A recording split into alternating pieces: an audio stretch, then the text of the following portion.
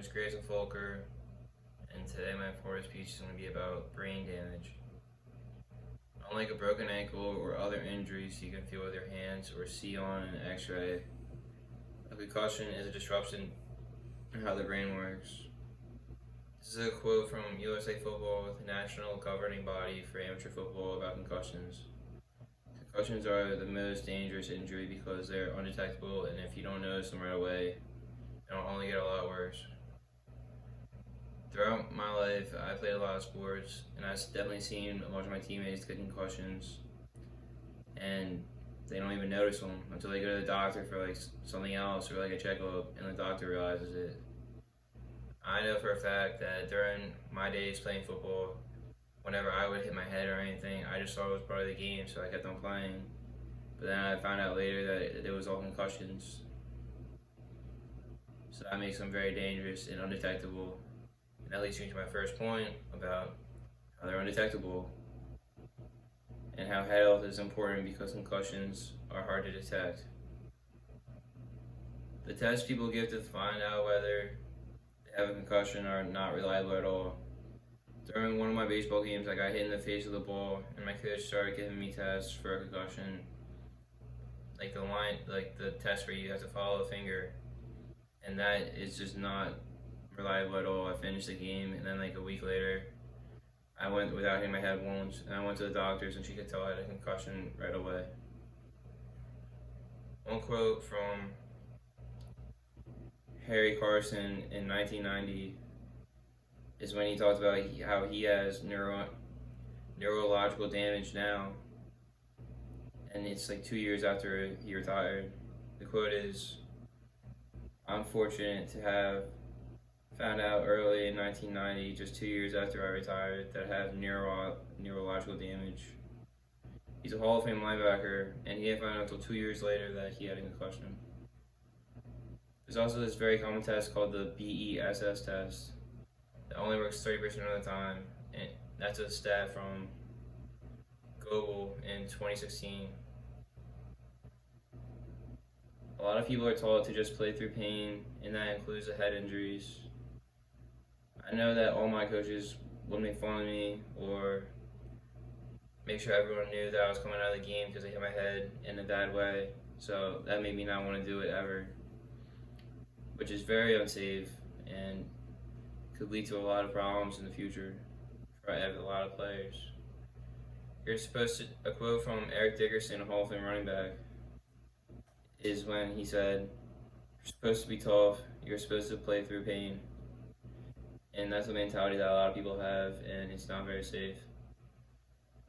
Concussions are not easy to diagnose on the spot either, which could lead to a lot of trainers not really caring at all about concussions in general.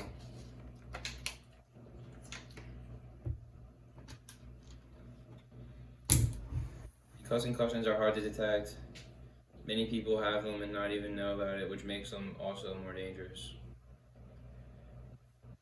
That leads me to my second point. Head health is important because concussions can have an effect on the brain for periods of time. Some effects are short-term and do not last your whole entire life, but some do. Some ones that don't last very long are the ringing in your ears, and disorientation, and blurry vision. I know this for a fact because when I got my concussion, those are the ones that I felt right away. And now I never really have blurry vision or anything like that. Some of the effects are longer term, like the headaches and the disorientation and the fatigue that you feel, but I don't consider those like the bigger symptoms. I consider the stuff that like affects your personality and makes you more dangerous. But I got this fatigues from Forrest, and the website is from 2018. Some of the symptoms that last throughout a person's life are the slurring of words. Like my friend's dad had a concussion like 2 years ago, and his speech is still slurred to this day. Some people's concussions can cause random headaches that last the rest of their lives, and that's from Roland James, who was a professor at San Diego State. who specialize in concussions. The effects of concussions are bad, but the effects of CTE are much worse. And that's why head health is important, because you don't want to get CTE. Some of the symptoms of CTE are depression, emotional instability, and cognitive impairment and impulsive behavior. And another reason why CTE is dangerous is because you can't diagnose it until an autopsy after people die. And that's when they find out they have CTE. An example of someone who has CTE is Aaron Hernandez, and he probably had more impulsive behavior than anybody. CTE is becoming more and more common in football. There was a test from JMA in a study in 2017 where 202 different football players tested positive for CTE. Nearly all the former NFL players are coming forward saying that they think they have CTE, but no one knows because they can't test them because they're still alive, because you need to find out when they have an autopsy after they die. In conclusion, concussions are dangerous because of how hard it is to diagnose them. They're also dangerous because of the mindsets of not caring about pain or anything. But in the end, all that matters is making sure you don't get the CTE from the concussions.